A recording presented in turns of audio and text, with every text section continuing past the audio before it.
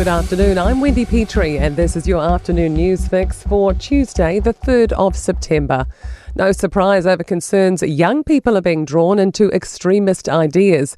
It's one of several trends identified in the second annual Security Threat Environment report released by the SIS today. It also reveals it warned off units of an unnamed foreign intelligence service that tried to secretly recruit Kiwis.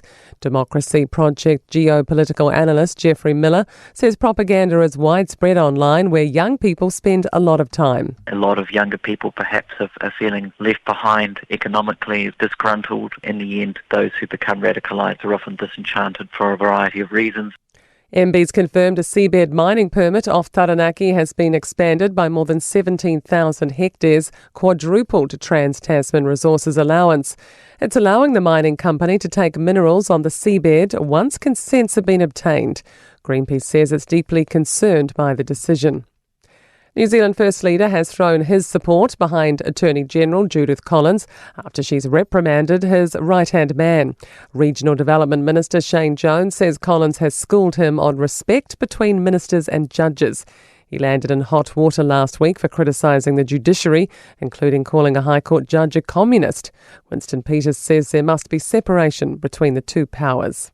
The reality is, you can't gild the lily. Judith is right. You can't have those sorts of comments about a judge.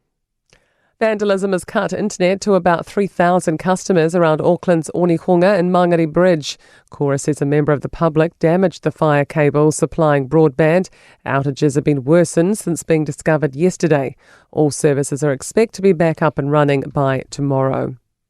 The government says it's shifting the cost of maintaining public services and sites tourists use off the taxpayer. It's raising the International Visitor Conservation and Tourism levy from $35 to $100 next month.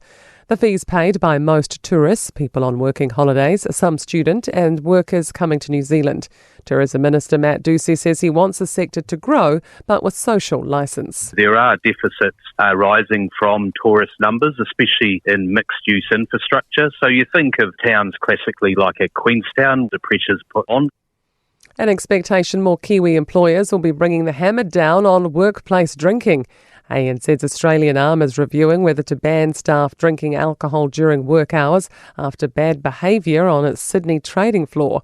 Whitehead Employment Group Managing Director Max Whitehead says many businesses have a zero-tolerance stance to avoid repercussions. You imagine an airline pilot allowed to fly a plane drunk. Well, the rules are very stringent for them and they are enforceable. Employers are held accountable every day. If their employees mess up, they're the ones who pay the price. To sport, and Ethan Blackadder's relishing playing South Africa as absence makes the heart grow fonder. The All Blacks flanker debuted for the Crusaders in 2018, enough to get in one visit to the country before their exit from Super Rugby in 2020. An expectation from Miyamoto's trainer that no love will be lost between the two camps in the build-up to her looming world title unification bout with Ellie Scottney in Manchester.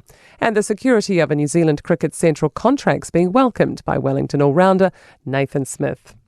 I'm Wendy Petrie, that's your latest news fix. We'll be back with the next update tomorrow morning from the Newstalk ZB newsroom.